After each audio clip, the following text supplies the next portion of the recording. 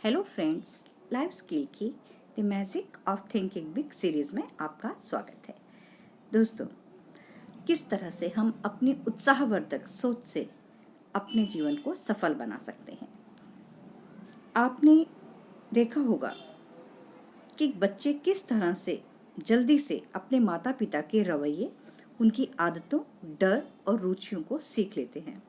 चाहे भोजन की रुचि हो, व्यवहार के तरीके हों, धार्मिक और राजनीतिक विचार हों या किसी और तरह का व्यवहार हो, बच्चा आमतौर पर अपने माँ बाप की सोच का जीता जागता प्रतिबिंब होता है।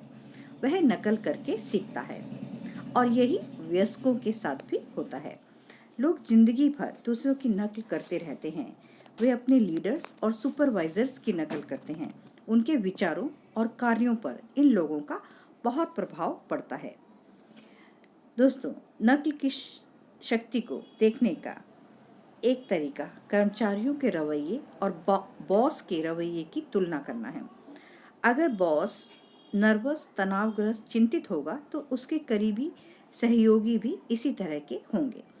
परंतु जब मिस्टर बॉस सफल महसूस करते हैं, अच्छा महसूस करते हैं, तो उनके कर्मचारी भी सफल और अच्छा महसूस करते हैं। इससे हमें क्या शिक्षा मिलती है कि हम अपने काम के बारे में जिस तरह से सोचते हैं, उससे यह तय होता है कि हमारे अधीनस्थ हमारे काम के बारे में किस तरह से सोचेंगे। दोस्तों, सफल लोगों के सिर्फ एक गुण पर ही ध्यान केंद्रित करें, उत्साह। कभी आपने देखा है कि डिपार्टमेंट के उत्साही सेल्समैन ने अपनी आपको यानी ग्राहक को किसी सामान के बारे में ज़्यादा रोमांचित कर दिया हो? या कभी आपने गौर किया है कि किसी उत्साही धर्मोपदेशक या वक्ता ने अपने श्रोताओं को उत्साही और सजग बना दिया? अगर आप में उत्साह होगा तो आप अपने आसपास के लोगों में भी उत्साह होगा। परंतु आप अपने भीतर उत्साह किस प्रकार भर सकते हैं? मूलभूत कदम बहुत आसान है कि उत्साहपूर्ण सोचें। हमेशा आशावादी, प्रगतिशील विचार रखें। यह बहुत बढ़िया काम है और मैं यह काम कर सकता हूँ, क्योंकि आप जो सोचते हैं आप वही होते हैं। एक बहुत ही अच्छा उदाहरण मुझे अपने अनुभव से याद आता है कि कुछ महीने पहले मैंने एक ऑटोमोबाइल सेल्समैन ने मुझे सफलता दिलाने वाली इस तकनीक के बारे में बताया। यह तकनीक बहुत ही बढ़िया थी। हमारे काम का एक बहुत बड़ा हिस्सा है टेलीफोन करना, सेल्समैन ने बताया, जिसमें हम 2 घंटे तक अपने संभावित ग्राहकों को फ़ोन करके डिमॉन्स्ट्रेशन के लिए अपॉइंटमेंट लेते हैं। तो मैं पिछले 3 साल से मैंने कार बेचना शुरू किया, तो मुझे यहाँ पर सबसे बड़ी मुश्किल ये आती थी कि मैं फ़ोन करने से डरता था, क्योंकि मैं बहुत ही संकोची और डरा हुआ रहता था। मैं जानता था कि मेरी आवाज़ फ़ोन पर कैसे सुनाई देती है। सामने वाले आदमी के लिए यह बोलना बहुत ही स्वाभाविक होता था कि सॉरी, मेरी इसमें कोई रुचि नहीं है, और इसके बाद वह फ़ोन कट कर देता था। तो हर सोमवार को हमारे सेल्स मैनेजर एक सेल्स मीटिंग लेते थे। यह मीटिंग बहुत प्रेरणादायक होती थी और उस दिन मुझे सबसे ज़्यादा अपॉइंटमेंट भी मिल जाती थी। लेकिन ये मेरी प्रेरणा मंगलवार तक खत्म हो जाती थी और बाकी हफ्ते फिर मेरा काम बहुत ही निराशाजनक हुआ करता था। तो तभी एक दिन मेरे दिमाग में आया कि अगर एक सेल्स मैनेजर मुझे प्रेरित कर सकता है तो मैं अपने आप को प्रेरित क्यों नहीं कर सकता। तो क्यों ना मैं फ़ोन कॉल्स करने से पहले अपने आप को एक प्रेरक भाषण दूं, मैं खुद से अपने आप को खुद मोटिवेट करूं। तो मैं एक खाली जगह पे चला गया और खुले मैदान में, और वहाँ जाकर मैंने खुद से अपने आप से बोलना शुरू कर दिया कि मैं तो एक बहुत अच्छा सेल्समैन हूँ और मैं सर्वश्रेष्ठ सेल्समैन बनने जा रहा हूँ।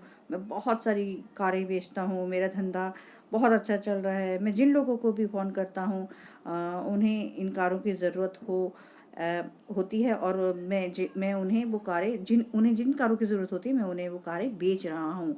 इस तरह से इस टेक्निक ने मेरे लिए बहुत अच्छा काम किया और शुरुआत से ही यह आत्म प्रेरक तकनीक सफल हुई।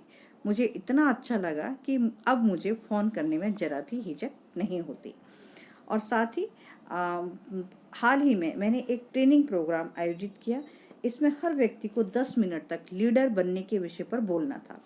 एक ट्रेनी ने बहुत ही बुरा प्रदर्शन किया, उसके घुटने कांप रहे थे, उसके हाथ थरथरा रहे थे, वो भूल गया कि वो क्या बोलने वाला है और 5-6 मिनट इधर उधर देखने के बाद वह पूरी तरह सफल होकर बैठ गया। तो दूसरा छत्र स्टार्ट होने से पहले मैंने उससे कहा कि आप 15 मिनट पहले आइए, और वो 15 मिनट पहले आए। तो मैंने उनसे पूछा कि जब उन्होंने भाषण देना था तो उसके दिमाग में क्या चल रहा था, आप क्या सोच रहे थे? तो उसने कहा कि मैं बहुत डरा हुआ था, मैं जानता था कि दूसरों के सामने खुद को मैं मूर्ख साबित करने जा रहा हूँ, मैं जानता था कि मैं फ्लॉप होने वाला हूँ, मैं सोच रहा था कि लीडर बनने के बारे में मैं क्या बोल सकता हूँ। मैंने यह याद करने की बहुत कोशिश की कि मुझे क्या बोलना है, परंतु मुझे कुछ याद नहीं आया और मुझे मतलब कुछ सूझ ही नहीं रहा था।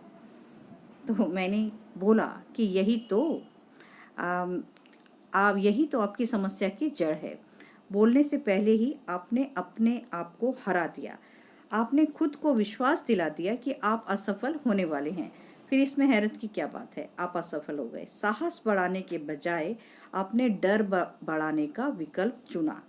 आप उस भाषण को शुरू कहने से पहले आप असफलता की ही बातें सोच रहे थे, और अब इस सेशन के शुरू होने में सिर्फ 4 मिनट का समय बचा था और मैंने कहा कि आप अपने आप से कुछ अच्छी बातें, प्रेरणादायक बातें अपने आप से कीजिए।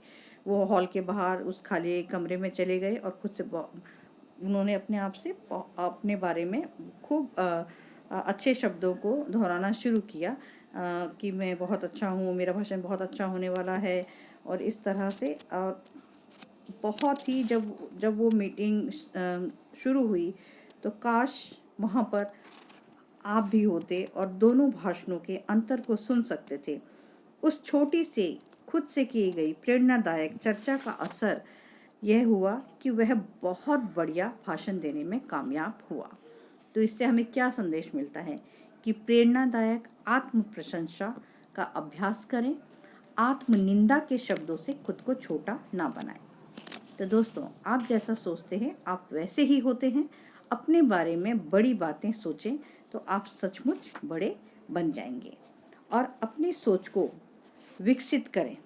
अपनी सोच को विकसित करने का मतलब है अपने कार्यों को विकसित करना, और इसी से सफलता मिलती है। आप किसी भी परिस्थिति में यह सोचें कि एक महत्वपूर्ण व्यक्ति इस विषय में, इस परिस्थिति में क्या सोचता, और जब आप इस तरह से सोचना स्टार्ट करेंगे तो आप सफलता की राह पर चलकर सफल हो ही जाएंगे, इसमें कोई भी शक नहीं है।